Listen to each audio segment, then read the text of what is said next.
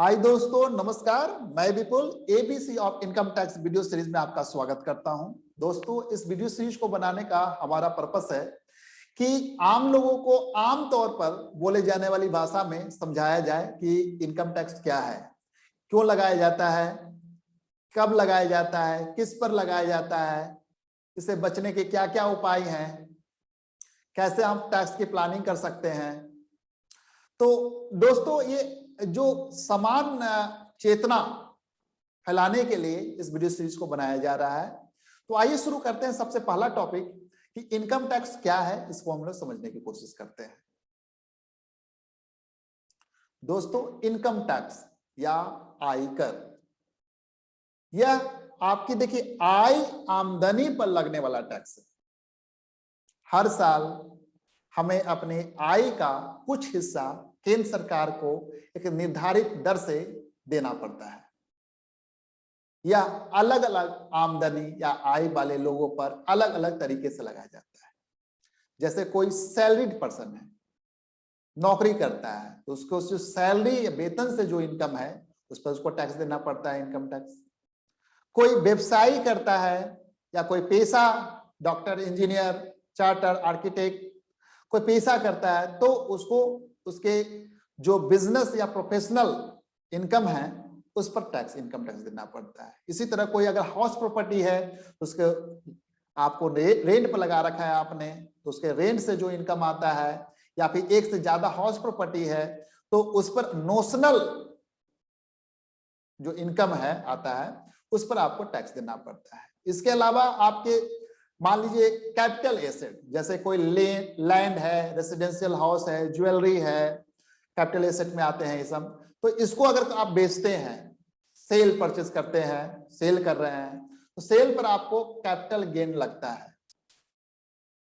इसी तरह अगर आपको मान लीजिए कोई हाउस प्रॉपर्टी या सैलरी या कैपिटल गेन या बिजनेस प्रोफेशन से अगर इनकम नहीं है, तो इसके अलावा किसी कहीं इनकम है, तो आपको इनकम फ्रॉम अदर सोर्स एक अदर हेड है, उसमें आपको जैसे पेंशन इनकम हो गया, डिविडेंड इनकम हो गया, फैमिली पेंशन हो गया, तो इस तरह के जो इनकम है आपको, इवन कमीशन वगैरह भी, तो आप उसमें इनकम फ्रॉम अदर सोर्सेज में आप उसको दिखा सकते हैं और उस पर टैक्स, इनकम टैक्स लगता है। दोस्तों, एक प्रश्न उठता है कि आखिर यह इनकम टैक्स सरकार क्यों वसूलती है? तो सरकार अपने अधिकार क्षेत्र में रहने वाले लोगों और संस्थानों, firm, partnership firm, trust, company, तो एक संस्थानों पर को जो नागरिक सेवा उपलब्ध कराती है, उसके लिए उसमें काफी रकम खर्च करनी पड़ती है। जैसे सड़क, बिजली, पानी से लेकर सुरक्षा, प्रशासन, ये सारे इस पर खर्च करनी पड़ती है। और इसकी वसूली कहां से करती है वो? तो इसके अलावा जैसे किसान या गरीब लोगों को जो बहुत सी सुविधा दी जाती है, सब्सिडी या मदद की राशि दी जाती है, तो इसके लिए सरकार जो है टैक्स लगाती है। यह टैक्स जो है दो तरह से लगाया जा सकता है। एक है कि आपको जो डायरेक्ट टैक्स के फॉर्म में आपको लगा दिया जाए, या फिर इनडायरेक्ट टैक्स के फॉर्म में लगाया जाए। तो भारत समेत सारी दुनिया में सरकारी खर्च पूरा करने के लिए टैक्स जो है दो तरीके से लगाया जाता है। पहला जो है लोगों की आय में से कुछ हिस्सा, यानी प्रत्यक्ष कर, इसको डायरेक्ट टैक्स कहते हैं। तो इनकम टैक्स जो है या आयकर, ये जो प्रत्यक्ष कर में सबसे बड़ा इसका हिस्सा है। और दूसरा तरीका जो है आपका इनडायरेक्ट टैक्स, कोई भी वस्तु या सर्विसेज, मतलब गुड्स और सर्विसेज पर जो लगाया जाने वाला टैक्स है, उसको कहते हैं अप्रत्यक्ष टैक्स। तो इस तरह सरकार जो है अपने खर्चे को पूरा करने के लिए टैक्स लगाती है। दोस्तों, यहां पर समझने की कोशिश करेंगे, ये जो डायरेक्ट टैक्स है, प्रत्यक्ष कर या अप्रत्यक्ष कर, इसमें क्या अंतर क्या है? तो इसको सरल भाषा में हम ये कहेंगे, डायरेक्ट टैक्स मतलब प्रत्यक्ष कर जो आपको प्रत्यक्षता देना पड़ता है, डायरेक्टली आपको देना पड़ता है। मतलब उसकी जो लेवी जो होती है वो भी आपसे होती है, कलेक्ट भी आपसे होती है। जबकि इनडायरेक्ट टैक्स है जहां हम वसूली किसी और से करते हैं और देना किसी और को पड़ता है। जैसे कि एक दुकानदार है जो अपना गुड्स या सर्विसेज को सेल करता है, तो उस पर जो जीएसटी का पोर्शन है वो कस्टमर से वसूल करता है और उसकी देने की जिम्मेदारी किसकी है? दुकानदार की है। तो इनडायरेक्ट टैक्स में इंसिडेंस एंड इंपैक्ट जो है डिफरेंट पर्सन पे पड़ता है, जबकि डायरेक्ट टैक्स में इंसिडेंस एंड इंपैक्ट जो है सेम पर्सन या टैक्स पेयर पे पड़ता है। दूसरी तरफ दोनों का नेचर क्या है? अगर डायरेक्ट टैक्स की बात करें तो ये प्रोग्रेसिव नेचर का है। प्रोग्रेसिव नेचर का मतलब होता है कि जैसे जैसी आपकी आय बढ़ती है आपको ज्यादा टैक्स देना पड़ता है, जबकि इनडायरेक्ट टैक्स है जो रिग्रेसिव नेचर का है।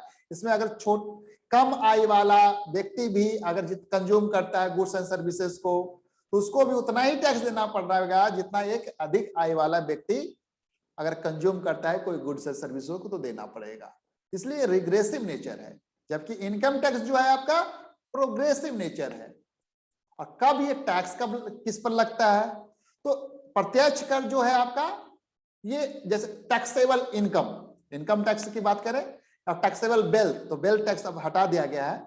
तो टैक्सेबल इनकम जो है, टैक्सेबल इनकम पर आपको देना पड़ता है। जो कर योग्य आय है उस पे आपको आयकर देना पड़ता है। जबकि गुड्स एंड सर्विसेज के परचेज, सेल या मैन्युफैक्चरिंग पर आपको इनडायरेक्ट टैक्स देना पड़ता है। या कब लेवी एंड कलेक्शन इसका कैसे होता है? तो ये जो है देखिए, जो टैक्स पेयर है उससे डायरेक्ट लेवी एंड कलेक्ट किया जाता है, दैट इज डायरेक्ट टैक्स। और इनडायरेक्ट टैक्स में लेविड एंड कलेक्टेड किससे किया जाता है? कंज्यूमर से किया जाता है। लेकिन पेड या डिपॉजिट होता है जो डीलर या टैक्स पेयर है इनडायरेक्ट टैक्स में, उस पर होता है। बर्डन किस पर आता है? तो डायरेक्ट टैक्स में जो टैक्स का जो बर्डन है वो डायरेक्टली उसी पर्सन पे आता है, उसी टैक्स पेयर पे आता है, असेसी पे आता है, उसको कहते हैं। और इनडायरेक्ट टैक्स में या अल्टीमेट यूजर जो कंज्यूमर कंज्यूम करता है गुड्स एंड सर्विसेज, उसका बर्डन उस पे आता है। कोई अगर कोई गुड्स खरीदता है, कोई सर्विसेज यूज करता है, टैक्स उसको देना पड़ता है। टैक्स कलेक्शन जो है, टैक्स इनकम टैक्स में जब टैक्स कब कलेक्ट किया जाता है? जब आप इनकम जो है अर्न करते हो जिस साल में, उस साल आपको टैक्स देना पड़ता है। जबकि गुड्स एंड सर्विसेज में जब आपको ये at the time of sale या परचेज और रेंडरिंग ऑफ द सर्विसेज के समय आपको इनडायरेक्ट टैक्स लगाया जाता है।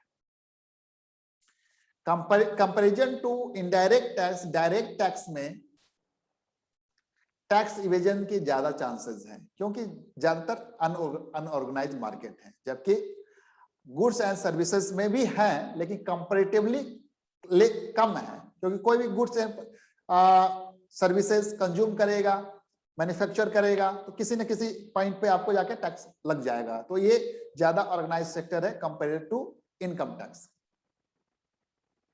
इसका जो डायरेक्ट टैक्स का एडमिनिस्ट्रेशन जो है वो एक बोर्ड है सीबीडीटी, वो इसका एडमिनिस्ट्रेशन करती है। जबकि इनडायरेक्ट टैक्स का एडमिनिस्ट्रेशन जो सीबीआईसी जो है, आप central board of indirect tax and customers, ये करती है।